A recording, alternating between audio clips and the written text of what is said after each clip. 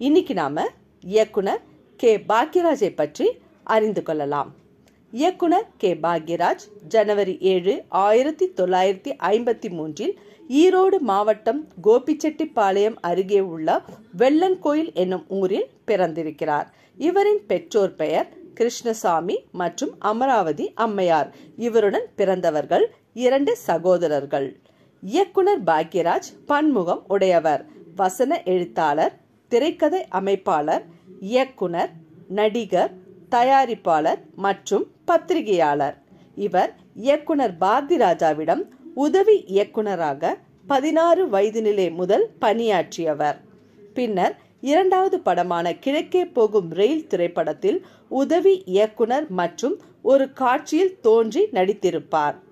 பாரதிராஜாவின் 3வது படமான சிகப்பு ரோஜாக்கள் படத்தில் 2 காட்சிகளில் நடித்திருப்பார்.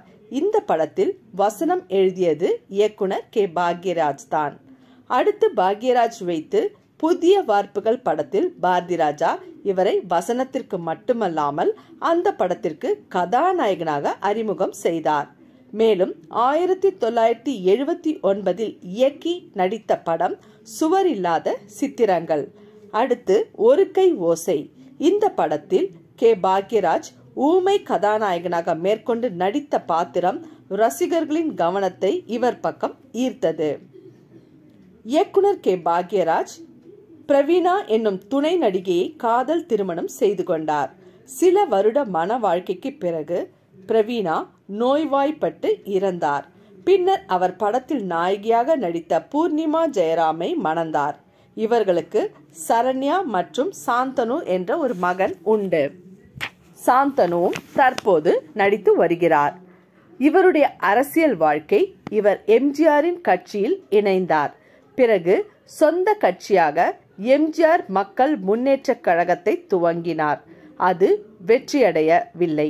இயக்குனர் கே பாக்யராஜ் இலக்கியத்திலும் ஈடுபாடு கொண்டவர். 1988 ஆண்டு முதல் பாக்யா என்னும் வார இதழ் ஒன்றினையும் நடத்தி வருகிறார். இவருடைய குருவான பாரதிராஜாவை போலவே பாக்யராஜும் பல திறமையான இயக்குனர்களை உருவாக்கி உள்ளார். இதில் பாண்டியராஜன், பார்த்திபன், வி சேகர், லிவிங்ஸ்டன் மற்றும் ஜி குமார் ஆகியோர். இவர் 1983 முந்தானை முடிச்சு என்ற படத்தில் நடித்ததற்காக சிறந்த நடிகர் என்ற பிலிம்பேர் விருதை பெற்றுள்ளார். 2014 வாழ்நாள் சாதனையாளர் என்று விருதை சைமா அவார்ட் கொடுத்துள்ளது. இவர் சில ஹிந்தி படங்களும் மற்றும் கன்னடம் என பல தமிழ் படங்களையும் இயக்கி நடித்துள்ளார் இயக்குனர் கே பாக்யராஜ். இது போன்ற பல விஷயங்களை அறிந்து கொள்ள லைக் பண்ணி சப்ஸ்கிரைப் பண்ணிக்கோங்க. தேங்க்யூ.